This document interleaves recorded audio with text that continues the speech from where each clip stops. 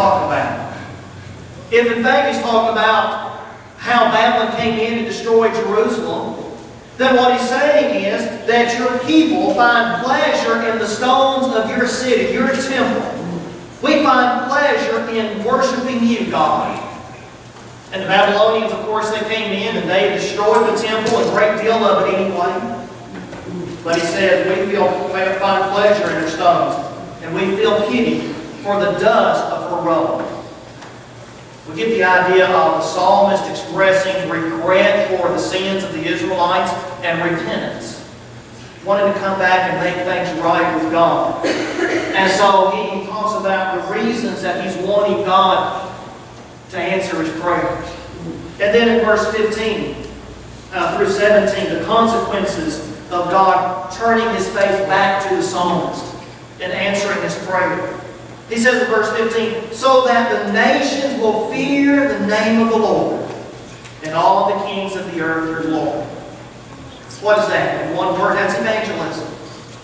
That is, God, answer your prayers, and then I can turn and share your grace with other people. I can let them know what I've been going through, and that you sustained me through it all. You held my hand through it all. And you'll be there for me. Last weekend, Rachel and I checked out a movie called Dear John. It was about a young man who was in the military back in 2000. And he's on leave in Charleston, South Carolina. He's got 2 weeks off. And he meets a young girl there in Charleston and falls in love with her. She falls in love with him. And he's got to go back to wherever it was he was serving. Maybe it was Iraq or Afghanistan or somewhere around in that area of the world. But he promises they promise each other, I've just got 1 more year left. I won't resign, I'll come back and we'll get married. And so they're both very strong in their faith and their confidence in each other. And all they've got to do is just wait those 12 more months. And so they're writing letters back and forth. He's got his little box and he keeps all the letters in that he gets from her. And then 9/11 happens. And the question comes up, am I going to resign to serve my country? And he's wrestling with that. He wants to go back to the States. He wants to marry this girl that he's fallen in love with, but he feels a duty and an obligation to his country. So the weekend he has to make up his mind, he comes back to the States. And he spends those couple of days with his girlfriend, and they talk it over. And my impression is, it's never really stated, but my impression is she thinks he's going to go back and say no. And he's going to come back home. But of course he doesn't. He goes back, and all of his other guys that he's serving with, they stand up and say, we're going to resign. And he does. Well, it's not too much later until he gets that Dear John letter. And in the movie, after he reads the letter, he puts it back in the box with all of those other letters he's gotten from his girlfriend. And he takes them outside to the 50-gallon barrel there where they burn paper.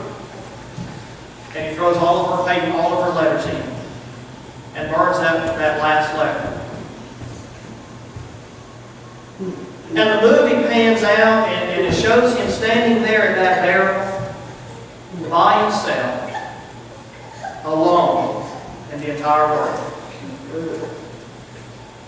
And I can't help but think myself, how would you feel if you were a Christian? You get that Dear John letter from the person that you think you're going to marry. And if you're a Christian, you remind yourself, God has got something better in store for me. You see, I don't know how non-Christians can handle it. I don't know what you tell yourself when you're not a Christian. When you don't have a Father in heaven who's looking out for you and who says, I'm going to tell you no now, but my yes is going to be better. And so he's standing there all alone, and I'm thinking, you need a Father in heaven who's looking out for you. to say yes at the right time. You see, I never got a Dear John letter. I never did have a girl long enough for her to give me a Dear John letter.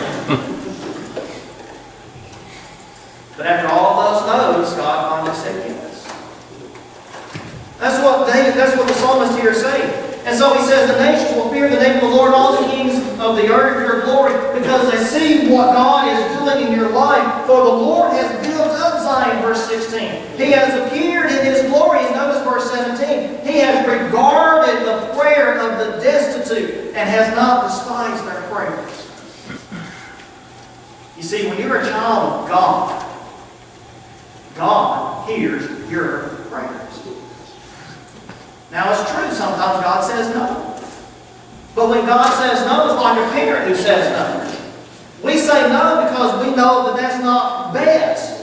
And we've got something in mind that's better. And when God says no, He's got something in mind that's better. So God always hears a Christian's prayers. A non-Christian does not have that promise. But a Christian does. And so, the psalmist turns his attention to the future in verse 18. And his concern here is, will your faith have children? In other words, is the next generation going to benefit from your faith? And so verse 18, he says, this will be written for the generations to come, that a people, notice, yet to be created, may praise the Lord. God, I want this information written down. That you do answer prayers, because I want the next generation to know about my God, that He does answer prayers. For He looked down from His holy height, verse 19, from heaven the Lord gazed upon the earth. And then verses 20 through 22, the psalmist talks about what God intends when He looks down from heaven. He looks down from heaven, heaven, verse 19, the Lord gazed upon the earth. Notice verse 20 begins with an infinitive, to hear. That shows the purpose why God gazes down from heaven. God gazes down from heaven to hear the groaning of the prisoner. That's purpose number one. He gazes down from heaven to earth, verse 20, to set free those who are doomed to death. That's purpose number two. God looks down from heaven so that He can hear the groaning of the prisoner and so that He can set him free from the doom of death. That, of course, is why God sent Jesus in the first place, isn't it? To help us understand that whatever it is we're going through in this life, it's temporary. It is temporary. But what God is working on inside of us is getting us ready for eternity. But then also in verse 21, he has the purpose number 3. He says, that men may tell of the name of the Lord in Zion. There's another idea of evangelism. God looks down from heaven so that He can hear the prisoner's cries and so that He can set them free, so that the men will tell others the name of the Lord and His praise in Jerusalem. And then in verse 22, there's the fourth purpose clause. And that is when the peoples are gathered together in the kingdoms to serve the Lord. The psalmist recognizes that everything God does here on earth is done with the intention of getting people to serve Him. Because God knows that's the only way we're going to be in heaven, is to serve Him. On this side of the cross, of course, it's got to be in Jesus Christ. And so he is developing his faith rather is strengthening in God. And then at the end of the psalm, we see his strength, his strong faith now has developed through the psalm, through the trials that he's gone through. He's praying for God, verses 1 and 2, to answer his prayers. He's reflecting on the nature of God and how God operates. And then he says, God is always there. Look at verses 23 and following. He has weakened my strength in the way. He has shortened my days. I say, oh my God, do not take me away in the midst of my days. Your years are throughout all generations. God, don't take my life yet. I still have some serving to do. I still want to worship you here on earth more. I still want to glorify you more here on earth among my friends and my neighbors. But then notice his reflection again on the nature of God in verse 26. Of all you founded the earth, he says, and the heavens are the work of your hands. God, you made it all. God is the one who created everything. Because God created everything, He can control everything. And that's why we pray to God. God, control the things that are happening in my life. God, make things easier on me in my life. God, guide me through this life. I know that you control everything. And for the psalmist, that was an answer. That was a solution to his problem. And then notice verse 27 and 28. But you are the same, and your years will not come to an end. Verse 26. Even they will perish, but you endure, and all of them will wear out like a garment, like clothing. You will change them, and they will be changed. That is the heavens and the earth. They are getting old, and they are going to be destroyed. But he says, God, you are the same. Your years will not come to an end. The children of your servants will continue. There's his concern about the next generation. The children of your servants will continue, and their descendants will be established before you. God, I've got confidence in the future. I've got confidence in the next generation because you don't change. Brethren, we are still serving and still worshiping the same God that Abraham did. We are still worshiping and serving the same God who brought the Israelites across the Red Sea. Now, He doesn't perform miracles like that anymore, but He's still the same God. And He's still working in His people just like He did in Moses and Abraham. God doesn't change. And one thing that's really fascinating about this particular psalm is that the Hebrew writer quotes verses 24, 25 through the end of the chapter in Hebrews chapter 1. And he says there that God is speaking to Jesus in this psalm. God is talking to Jesus in this psalm. Jesus has experienced these emotions that we see here in Psalms 102. And things look so bleak and so dark and so hopeless late that Friday afternoon.